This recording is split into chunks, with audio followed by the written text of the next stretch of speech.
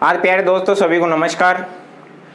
तो आज मैं आपके सामने एक न्यू टॉपिक और न्यू क्लास लेके आया हूँ। आज उस टॉपिक के बारे में अपन के लिए डिस्कस करेंगे जो काफ़ी अच्छे टॉपिक है। उस टॉपिक के बारे में आपको मैं बताऊंगा कि आज उस टॉपिक में क्या है और क्या बातें हैं, क्या याद रखनी है। तो आपको सभी के बारे में और इस टॉपिक को मैं इतना अच्छा पढ़ाऊंगा कि जितनी कोशिश रहेगी आपको एक एक बातें सभी को समझ में आएगी।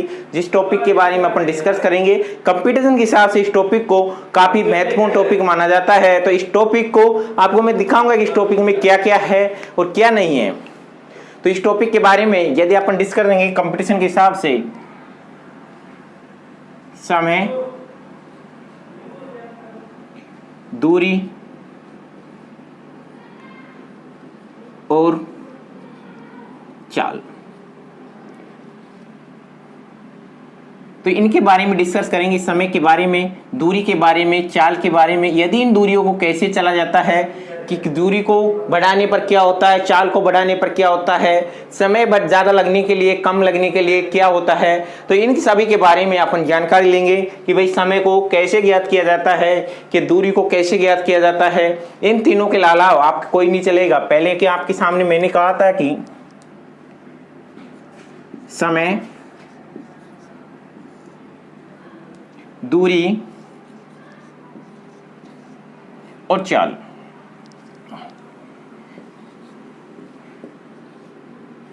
समय के बारे में, दूरी के बारे में, समय के बारे में, दूरी के बारे में और चाल के बारे में अपन डिस्कस करेंगे। समय क्या होता है, दूरी क्या होती है और चाल क्या होती है। तो अपन समय और दूरी को समझाने के लिए सबसे पहले इनके मात्रक, यदि अपन को कोई नहीं दे रखा हो साफ साफ कि ये भाई समय है कि या दूरी है क्या है, तो इसको दिखाने के लिए आपको इनका मात्रक का पता होना चाहिए, तीनों का। भाई मात्रक क्या है, सबसे पहले आपको यदि मात्रक का पता है तो आप अपने आप पता लगा लोगे कि अपनी समय दूरी में मात्रक यूज किया जाएगा घंटा और एक होता है सेकंड। ये दो मात्रक आपके सामने यूज होगा, एक तो हावर्स या आपके साथ में सेकंड, या आपको यदि आपको दूरी का मात्रक को यूज किया जाएगा तो दूरी का मात्रक क्या होता है, एक तो किलोमीटर और एक होता है मीटर। और यही बातें यहाँ पर होती है कि दूरी में इनका मात्रक को कैसे यूज किया जाएगा। कि यदि चाल का मात्रक के बारे में डिस्कस करते हैं तो चाल का मात्रक क्या होता है, किलोमीटर्स प्रति हावर्स, और यदि अपन को इसको छोटे मात्रक बदलता हो तो मीटर प्रति सेकंड। इनके बारे में यदि आपको इसी मात्रक पूछता है तो मात्रक का भी, यदि आपको डायरेक्ट मात्रक का भी क्वेश्चन आएगा, कि जब आपके क्वेश्चनों के बारे में डिस्कस करते हैं तो एग्जाम में सदा के लिए हरदम ये नहीं कि सभी क्वेश्चन टिपिकल क्वेश्चन आते हैं, आसान क्वेश्चन भी आते हैं। 1 सेकंड में करने वाला भी आता है, 5 सेकंड में करने वाला, 10 सेकंड में, 20 सेकंड में, 30 सेकंड में करने वाला, 1 मिनट में भी वाला आता है, 2 मिनट करने वाला आता है। लेकिन सबसे पहले जो 1 मिनट के, 1 सेकंड के क्वेश्चन हैं उनको सबसे पहले करना चाहिए। लेकिन मैं नहीं कहता कि सबसे टिपिकल क्वेश्चनों पर ध्यान देना चाहिए, पहले आसान क्वेश्चनों पर ध्यान दो, स्कोर वहां से बनता है। यदि अपन वो टिपिकल पर पहुंच जाते हैं तो ये बातें हो जाती है। यदि आपसे इनके फॉर्मूले के बारे में, यदि अपन को समय ज्ञात करना था है, सबसे इनका समय का, दूरी का फॉर्मूला ओनली फॉर एक ही फॉर्मूला होता है, उसी से ही सभी गुना पर आधारित होता है। इनको गुना से भी अपन निकाल सकते हैं, रेशो से भाई कैसे निकालते हैं वो भी बताएंगे। यदि आपको मैं कह रहा हूं कि समय के बारे में, समय बराबर होता है दूरी बटे चाल, और दूरी बराबर होता है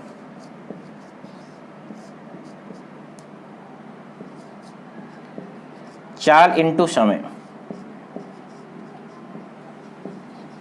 ठीक है, चाल इंटू समय।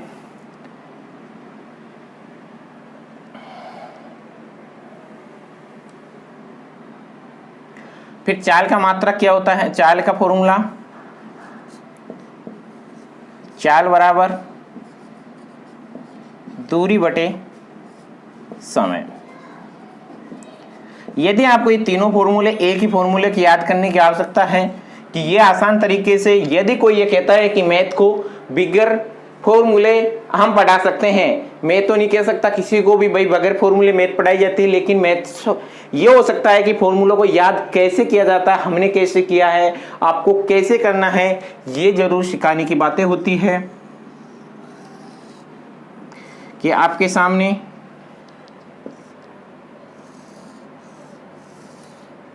अब ये फॉर्मूलों को कैसे सीखना है, आपको कैसे याद करना है, इनके बारे में बड़ी बाद में डिस्कस करेंगे। अब सबसे पहले दे दूरी को इनको इसमें कैसे बदलते हैं, इसको इसमें कैसे बदलते हैं, ये बदलना भी सिखाएंगे। 5/18 को क्यों बनाया गया है, इनका क्या यूज है, वो भी दिखाएंगे आपको।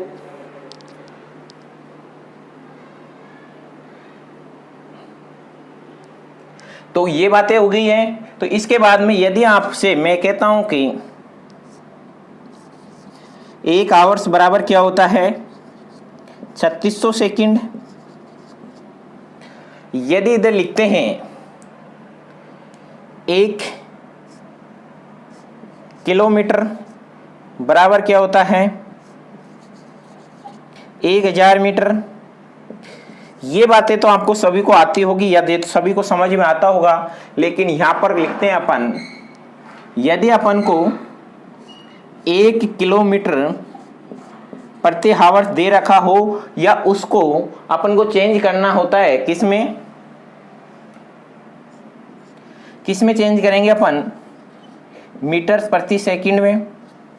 तो ये चेंज कैसे होता है कि इधर 1 लिखना है, किलोमीटर के लिए 1000 और सेकंड के लिए क्या करते हैं अपन 3600। 2 जीरो से जो जीरो कट जाती है, 5 दूनी 10, 18 36। तो अपना क्या आ जाता है इसका फाइनल रिजल्ट 5/18 मीटर प्रति सेकंड। तो ये बातें आपको सभी को समझ में आ गई होगी। यदि अपन को किलोमीटर्स को मीटर प्रति सेकंड में बड़े मात्रक को यदि छोटी मात्रक में बदलना होता है तो उसमें क्या होगा कि बड़ी संख्या का भाग दिया जाएगा, 18 का भाग होगा। यदि बड़ी संख्या को छोटी संख्या में बदल रहे हो या छोटी मात्रक में बदल रहे हो तो आपको ये बातें, यदि उल्टे सुल्टे हो जाता है कि 5/18 करना है, 18/5 करना है, लेकिन ज्यादातर सभी में ये ही यूज होगा। ये क्वेश्चन को 5/18 ज्यादातर एग्जाम क्वेश्चन में यूज आएगा। और आपको यदि 1 मीटर प्रति सेकंड दे रखा हो, उसको बदलना हो किसमें, किलोमीटर प्रति आवर में, तो उसमें क्या करते हैं 18/5 किलोमीटर प्रति आवर।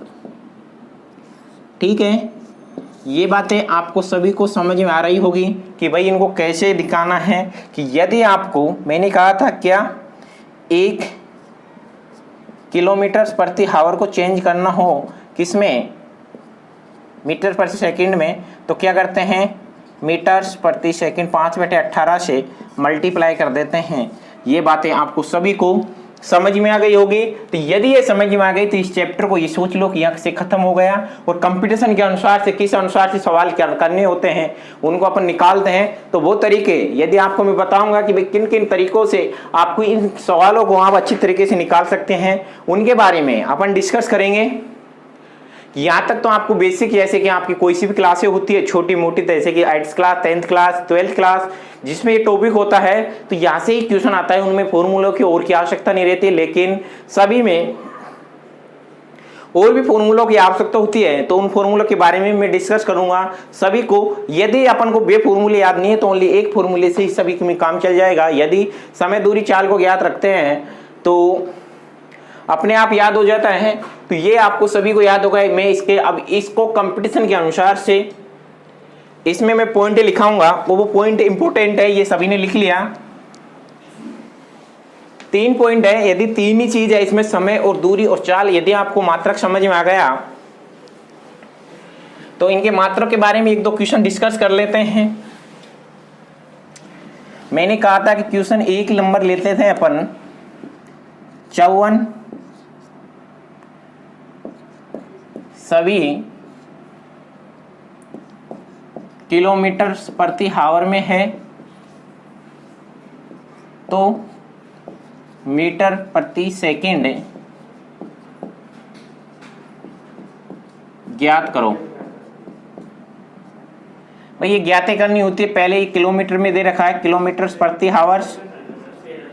तो आपसे मैंने कहा था किलोमीटर प्रति हावर्स है, तो इसको चेंज करना होगा। तो इसको चेंज कैसे करते हैं? मैंने कहा था कि जब बड़ी संख्या को छोटी संख्या में बात करते हैं तो भाग लग जाता है 18 का।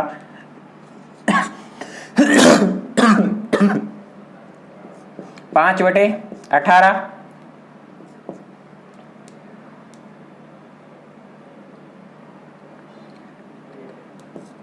कम 18, 36, 54, कितना आ जाता है?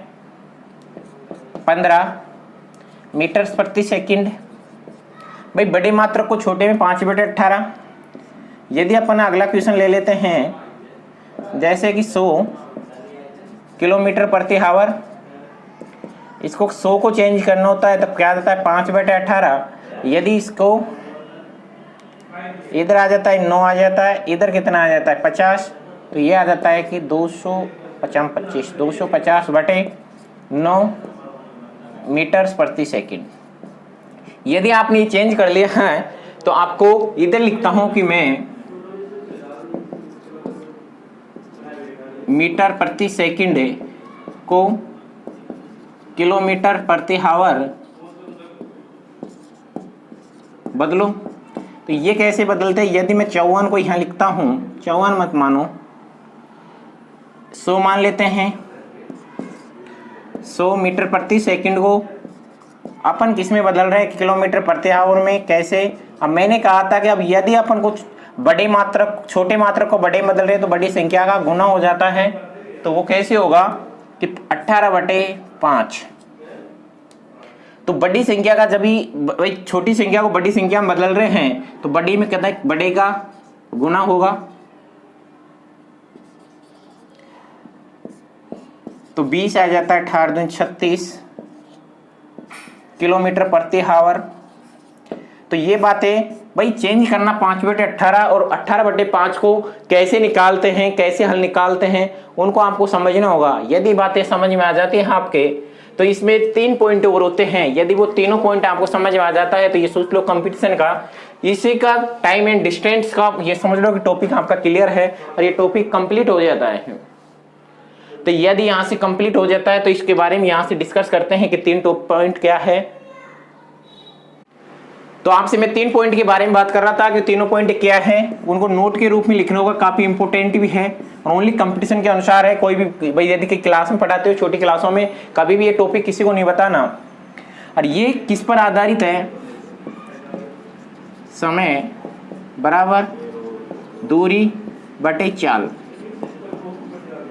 समय बराबर दूरी बटे चाल, इसको कैसे कैसे निकालते हैं कि अपन को भाई ये कैसे हैं आपस में विलोमानुपाती है, ये है समानुपाती में। यदि ये आता है तो समानुपाती या विलोमानुपाती, जिसको नियतांक मानते हैं, नियत हो या नियतांक मानते हैं, उसको 1 मान लेते हैं तो नेक मान लेते हैं, तो इसको विलोम हो जाती है। यदि अपन कहेंगे यहां पर पॉइंट में क्या, यदि दूरी का मान नियत है तो समय व चाल विलोम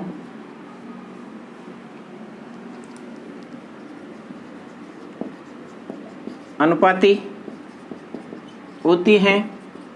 इसी के अनुसार 3 पॉइंट आएंगे, तीनों की भाई तीनों नियत होती है। यह कहेंगे यदि समय का मान नियत है तो चाल व दूरी समानुपाती होती है। तीसरे नंबर पर आता है कि यदि चाल का मान नियत है तो समय व दूरी का मान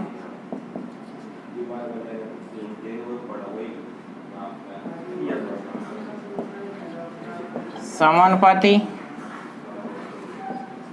होता है। अब ये किस अनुसार से, यदि अपन तीनों फॉर्मूले, ये तीनों चीज है बहुत ज्यादा टाइम बचाएगी। यदि अपन को ये तीनों कैसे याद करनी है, कि कैसे दिखाना है आपको, वो आपके बारे में डिस्कस करूंगा यहाँ से, और इसको यहाँ से, इनको आपको सभी को कैसे कैसे सवाल होते हैं उन सवालों में यही डिस्कस होगा। कि अब यहाँ से इसको समझना होगा कि यदि अपन को दूरी का मान नियत मान लेते हैं, एक मान लेते हैं, तो ये पहला फॉर्मूले के बारे में, यदि अपन दूरी का मान नियत मानते हैं तो उसको कैसे कहेंगे कि ये समय दूरी का कैसे विलोम अनुपात है, 1/4। तो इसको क्या कहेंगे अपन, विलोम अनुपात कहेंगे, जो बटे में आ जाता है। यदि अपन कहेंगे कि दूसरे फॉर्मूले में किसका समय का मान नियत है, तो समय का मान नियत है तो 4 इधर आ जाती है, समय का मान 1 हो जाता है। ये समानुपाती हो जाते हैं किसके, दूरी के। तो प्यारे दोस्तों, ये बातें सभी को समझ में आ गई होगी। जैसे कि अपन को अगला मान नियत रखते हैं किसको, चाल को। यदि चाल को नियत होती है तो ये आ जाती है समय बराबर समानुपाती दूरी। ये आपको ये यदि तीनों चीजों से भी बहुत सारे सवालों को निकालना होगा, जो आपको डायरेक्ट रूप से निकाल सकते हो आपको। यदि ये तीनों चीजें याद है या तीनों समझ में आ रही है, अभी जब मैं क्वेश्चन कराऊंगा, एग्जाम्पल होंगे, तब ये सवालों का पता चलेगा कि इनको कैसे निकालते हैं, इनको आसान तरीके से कैसे हल होते हैं। तो ये टॉपिक आपका आज के समय, दूरी और चाल के बारे में डिस्कस कर लिया। और आपसे सभी से निवेदन है कि हमारी क्लासें ऑफलाइन रूप से स्टार्ट हो गई है। यदि किसी को पढ़ना हो तो हमारी क्लासें ऑफलाइन भी सभी स्टार्ट हैं। यदि ऑफलाइन क्लासों को आप आते हो तो आप देख सकते हो कि हमारी ऑफलाइन क्लास है, उनके बारे में डिस्कस करते हैं कि क्लास कैसी कौन कौन सी रहेगी। आपके बीच में मैं 10th क्लास भी पढ़ाता हूं, एक 12th क्लास भी है मेरे पास में। यदि आपकी कंपटीशन की भी है मेरे पास में, यदि कंपटीशन में मैं ही पढ़ाऊंगा, और कंपटीशन में यदि दोनों मैथ, अर्थमेटिक्स और एडवांस भी दोनों पढ़ते हो आप, तो अर्थमेटिक्स और एडवांस दोनों ही मैथों को आपको मैं पढ़ाऊंगा। यदि आपकी डिमांड रहती है कि कौन सी मैथ को पहले पढ़ानी है, हमारे पास में सभी मैथ के अच्छे तरीके, सभी न्यू पैटर्न के, लेकिन सबसे बेहतर कौन से तरीके हैं उनके बारे में आपसे बाद में डिस्कस करेंगे। यदि अपन इस अगली क्लास यूट्यूब पे लेके आते हैं तो इनको वहाँ पर भी डिस्कस करेंगे कि इनको कैसे आगे के जो भी क्वेश्चन आएंगे, जितने भी फॉर्मूले आते हैं उनको भी बताएंगे, और बिगर फॉर्मूले भी हम सवाल बताएंगे। जैसे टीचर कहते हैं बगैर फॉर्मूले सवाल होते नहीं है, लेकिन बेसिक फॉर्मूले सभी को याद होने चाहिए सभी चैप्टरों के। तो आज के लिए इतना ही। हमारी ऑफलाइन क्लास स्टार्ट है। यदि आपको देखना है कि ऑफलाइन में कैसे पढ़ाते हैं, तो सभी से निवेदन है कि ऑफलाइन क्लास पर आकर देखो कि कैसे पढ़ाते हैं यहाँ और टीचरों से। और यदि मैं कहता हूँ कि जो टॉपिक मैं पढ़ा देता हूँ उस टॉपिक को दूसरी जगह या कि मेरे से वापस पढ़ने की आवश्यकता नहीं रहेगी। और बड़े बड़े टीचर, बड़ी बड़ी फीसें हैं, कभी उनसे कंपेरिजन करना कि एक टॉपिक पढ़ने के बाद में आप कितना सीख चुके हो। चलो लिए आज के इतना ही। थैंक यू सभी को।